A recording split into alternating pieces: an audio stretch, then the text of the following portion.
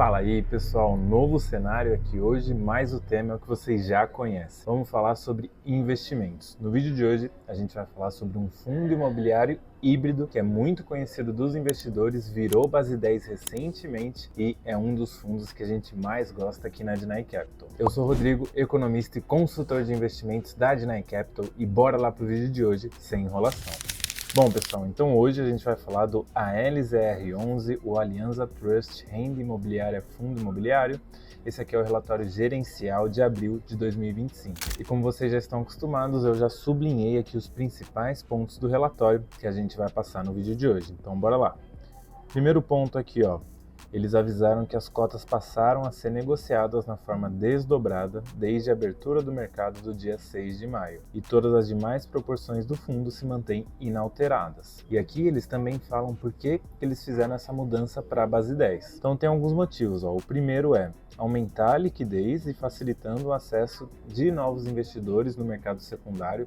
Afinal, com a costa custando perto ali de R$10, fica muito mais fácil do pequeno investidor comprar uma cota ou mais. Além disso, diversificar ainda mais a base de cotistas e um potencial de valorização das cotas no longo prazo. Ou seja, no fim do dia eles fizeram isso buscando mais gente para investir no fundo. E essa é uma tendência muito forte dos fundos imobiliários que começou lá atrás com o MXRF11, que hoje, não sei se é uma coincidência ou não, é o fundo imobiliário mais investido do país. Aqui a gente tem mais algumas informações também. Então hoje o fundo tem em posição de caixa cerca de 185 milhões ou 15% do patrimônio, e eles estão com uma reserva de lucro menor do que 1 centavo, ou seja, o fundo está praticamente sem reserva de lucro hoje. Nessa parte aqui, o fundo ele projeta os resultados para o primeiro semestre de 2025, que já está praticamente aí no final, mas os rendimentos a serem distribuídos seriam no patamar entre 7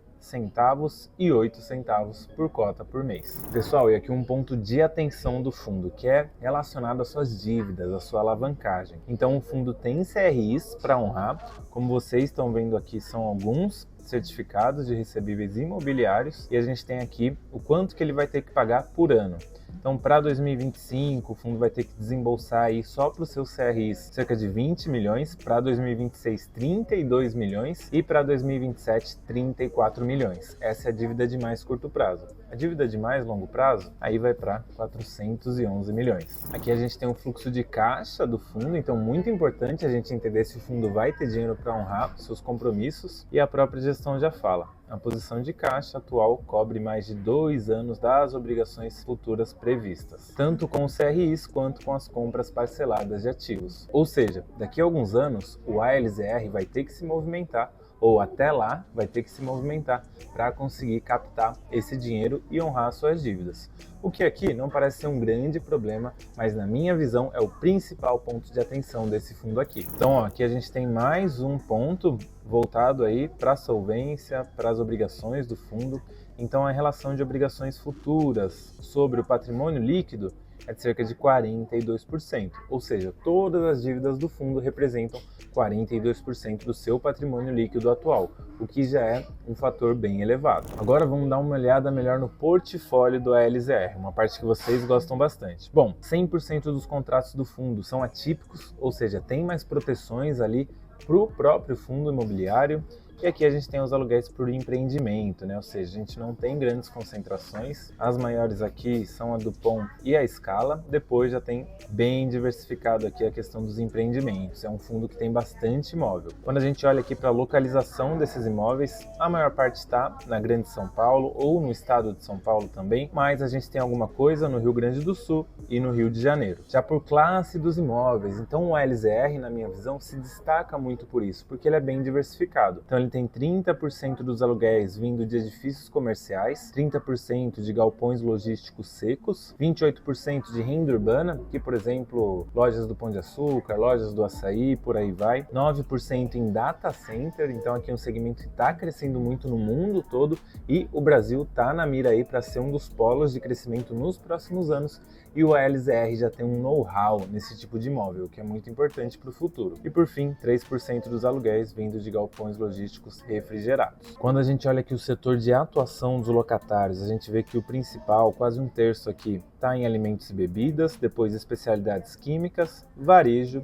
e educação. E um ponto importante, aqui a gente tem os aluguéis por faturamento anual dos locatários, claro, e a gente vê que os menores locatários, que são essa fatia aqui de 45%, têm um faturamento anual de 1 a 5 bilhões de dólares, ou seja, não são empresas pequenas que estão aí para brincadeira, são empresas muito grandes e que já são bem estabelecidas. Tanto que 39% dos aluguéis vêm de empresas que faturam mais de 10 bilhões de dólares por ano. Em relação ao volume aqui, o volume do fundo é muito bom, é acima aí de 3 milhões, foi em abril desse ano. Para você, investidor pequeno, talvez não valha tanto a pena olhar para isso, você não valorize tanto, mas o seu objetivo é crescer seu patrimônio até ter de fato o primeiro, o segundo, o terceiro milhão. E aí o volume de negociações passa a ser muito importante, porque para entrar é relativamente fácil, mas para sair, quando você tem um grande volume ali, pode se tornar difícil se isso aqui for mais baixo. E para fechar, pessoal, um ponto legal aqui do ALZR, desde o seu IPO lá em 2018, ele vem ganhando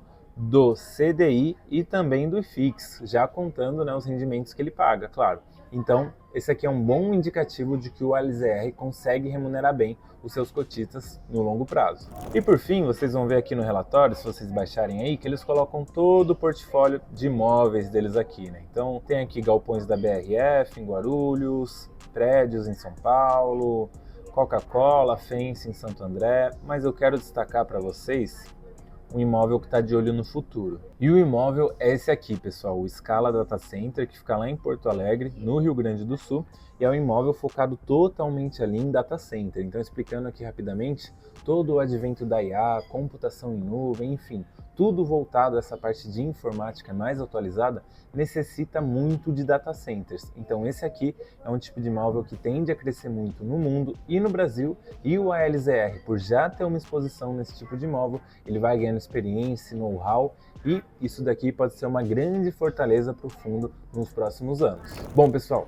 esse foi o vídeo de hoje, espero que vocês tenham gostado, cenário um pouco diferente aqui, mas quis trazer o conteúdo para vocês, acredito que vocês tenham entendido bem, e agora eu quero saber de você aí que ficou até o final. Me conta aqui nos comentários, você tem o ALZR na carteira ou não tem? Eu quero saber para saber se eu trago mais conteúdo sobre ele ou sobre outros fundos imobiliários. Lembrando que não é nenhuma recomendação e até a próxima.